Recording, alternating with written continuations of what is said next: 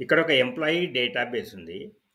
ఇందులో నాకు ఒకే ఒక కాలమ్‌లో ఫిల్టర్ అప్లై చేయాలి డిపార్ట్‌మెంట్‌లో. ఆ డిపార్ట్‌మెంట్‌లో ఎంతమంది ఉన్నారో తెలుసుకోవడానికి.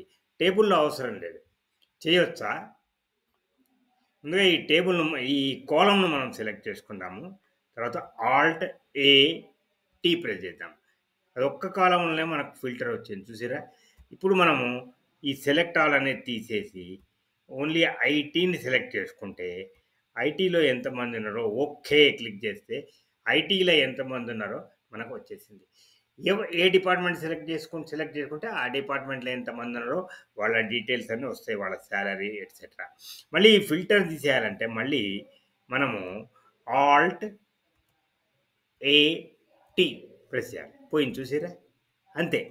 ఈ రకంగా మనం ఏ కాలమ్‌లో కావాలనుకుంటే ఆ కాలమ్‌లో, ఎన్ని కాలమ్స్‌లో కావాలనుకుంటే అన్ని కాలమ్స్‌లో మనము ఫిల్టర్ అప్లై జేసుకోవచ్చు.